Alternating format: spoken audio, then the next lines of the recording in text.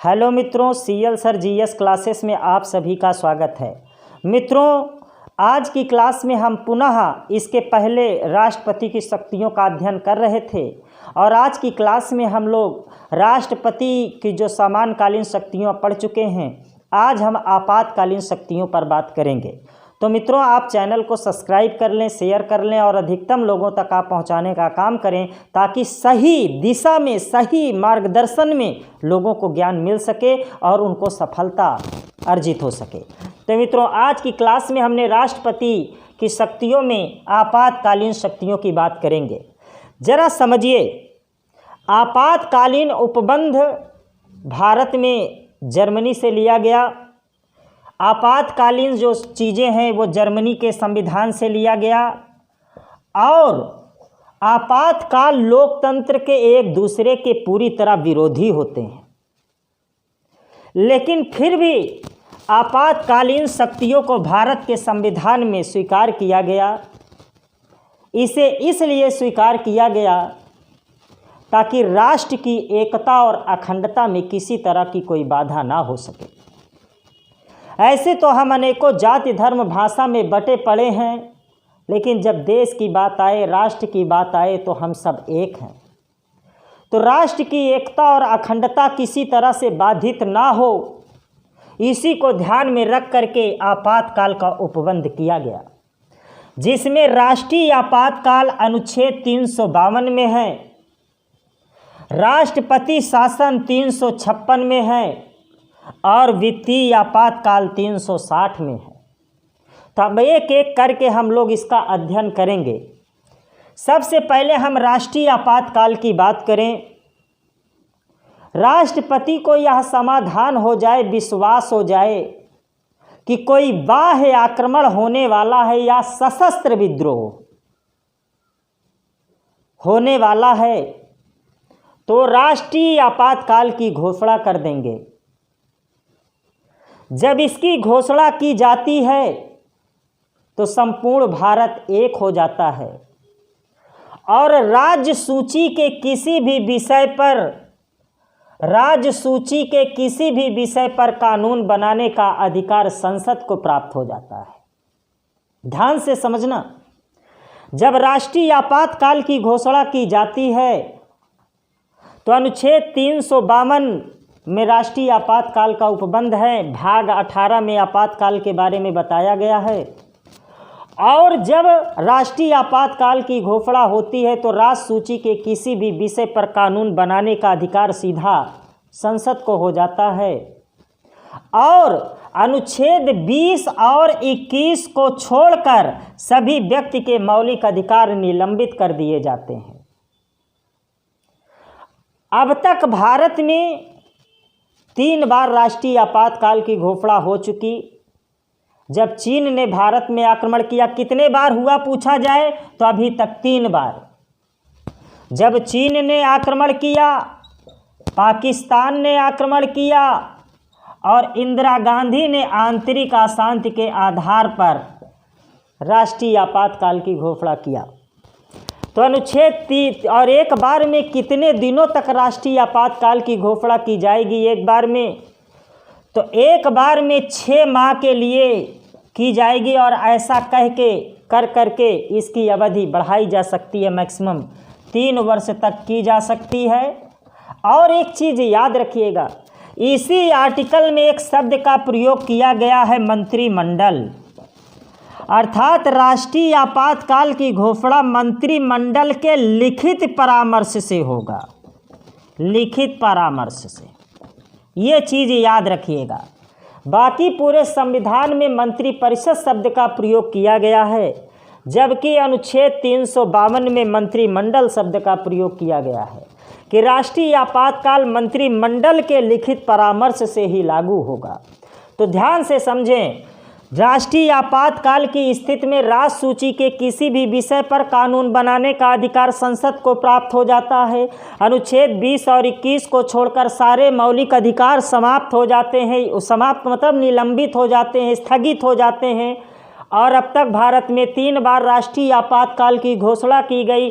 जब चीन ने भारत पर आक्रमण किया, पाकिस्तान ने किया और इंदिरा गांधी ने आंतरिक अशांति के आधार पर राष्ट्रीय आपातकाल लगाया। तो ये 3 बार आपसे पूछा जाता है। और एक बार में कितने दिनों तक? 6 माह तक। ऐसा करके इसकी अवधि बढ़ाई जा सकती है। और इसी आर्टिकल में मंत्रिमंडल शब्द का प्रयोग किया गया है कि मंत्रिमंडल के लिखित परामर्श से ही राष्ट्रीय आपातकाल की घोषणा की जाएगी। अब अगला है राष्ट्रपति शासन 356। देखिए, भारत में संघ संसदीय व्यवस्था अपनाई गई है, इसलिए जो सिस्टम केंद्र में है वही सिस्टम राज्य में है। कहीं ऐसा तो नहीं कि कोई राज्य जात धर्म या पूर्वाग्रह से ग्रसित होकर संविधान का उल्लंघन करे या अतिक्रमण करे। तो राज्य में जो राज्यपाल होता है, इसकी दोहरी भूमिका होती है। एक तो ये राज्य का प्रथम नागरिक होता है और दूसरा केंद्र का प्रतिनिधि होता है। कहने का मतलब, राज्यपाल एक ऐसी कड़ी है जो 2 दिलों को मिलाती है, मतलब केंद्र को राज्य से मिलाने का काम करता है। राज्यपाल ये देखता रहता है राज्य में कि जो राज्य का शासन है ये संविधान के अनुसार चल रहा है कि नहीं। अगर संविधान के अनुसार चल रहा है तो ठीक है, कोई बात नहीं। और यदि राज्य का शासन संविधान के अनुसार नहीं चल रहा है तो वहाँ संवैधानिक तंत्र की विफलता घोषित करके राष्ट्रपति शासन की उद्घोषणा कर दी जाएगी। जब राष्ट्रपति शासन की घोषणा होती है तो मौलिक अधिकार बने रहते हैं, लेकिन राज्य सूची के सभी विषयों पर कानून बनाने का अधिकार संसद को प्राप्त हो जाता है और राज्य विधानमंडल को समाप्त कर दिया जाता है। सीधे केंद्र से राज्य में शासन संचालित होने लगता है, जैसे राष्ट्र की एकता और अखंडता बाधित ना होने पाए। बात समझ गए? तो सबसे पहले राष्ट्रपति शासन पेप्सू राज्य, मतलब पंजाब, पेप्सू को पहले पंजाब को पेप्सू बोलते थे, पेप्सू राज्य में लगा पंजाब में, और सर्वाधिक समय तक मैक्सिमम 5 वर्ष तक यहाँ रहा। लेकिन पूछा जाए राष्ट्रपति शासन सर्वाधिक बार कहाँ लगा, तो राष्ट्रपति शासन सर्वाधिक बार उत्तर प्रदेश में लगा, लगभग 13 बार। तो बात समझ रहे हैं? मतलब राष्ट्रीय आपातकाल में तो राष्ट्र सूची में कानून बनेगा, 20-21 को छोड़कर मौलिक अधिकार भी स्थगित होगा, लेकिन राष्ट्रपति शासन में मौलिक अधिकार पर कोई प्रभाव नहीं पड़ेगा। लेकिन राष्ट्र सूची के सभी विषय पर कानून केंद्र बनाने लगेगी। केंद्र सरकार राज्य में एक जो है राज्यपाल नियुक्त करेगा, उसी के माध्यम से केंद्र जो है उस पर शासन करने लगेगी और राष्ट्र सूची के किसी भी विषय पर कानून बनाने का अधिकार संसद को प्राप्त हो जाएगा। अगला है वित्तीय आपातकाल। अगर देश में पैसे का संकट है तो राष्ट्रपति वित्तीय आपातकाल आर्टिकल 360 है, नोट कर लेना। वित्तीय आपातकाल आर्टिकल 360 के तहत वित्तीय आपातकाल की घोषणा कर देगा। जब वित्तीय आपातकाल की घोषणा की जाती है तो राज्य सूची का तो कोई यहाँ मामला नहीं है। जब वित्तीय आपातकाल की घोषणा की जाती है तो राष्ट्रपति को छोड़कर, याद रखिएगा, राष्ट्रपति को छोड़कर जितने भी संवैधानिक पद हैं सभी के वेतन एवं भत्ते पे क्या किया जाता है? कटौती कर दी जाती है। लेकिन ध्यान रहे कि भारत में अभी तक एक बार भी वित्तीय आपातकाल की घोषणा नहीं की गई है, मतलब एक बार भी नहीं। मतलब वित्तीय आपातकाल की घोषणा यूपी में अभी भारत में एको बार नहीं हुई। तो ये तीनों आर्टिकल आप समझ चुके होंगे, राष्ट्रीय आपातकाल, राष्ट्रपति शासन और वित्तीय आपातकाल। मैंने राष्ट्रीय आपातकाल में 352, राष्ट्रपति शासन 356, वित्तीय आपातकाल 360। 352 के तहत राष्ट्रीय आपातकाल के समय में राष्ट्र सूची के किसी भी विषय पर कानून बनाने का अधिकार संसद को प्राप्त हो जाता है और अनुच्छेद 20-21 को छोड़कर सारे मौलिक अधिकार स्थगित हो जाते हैं। एक बार में 6 माह के लिए राष्ट्रीय आपातकाल की घोषणा की जाती है। 3 बार अब तक भारत में की जा चुकी। राष्ट्रपति शासन राज्यपाल के सुझाव पर या राष्ट्रपति को स्वयं समाधान हो जाए कि किसी राज्य का शासन संविधान के अनुसार नहीं चलाया जा रहा है तो वहाँ पे राष्ट्रपति शासन की उद्घोषणा कर देगा।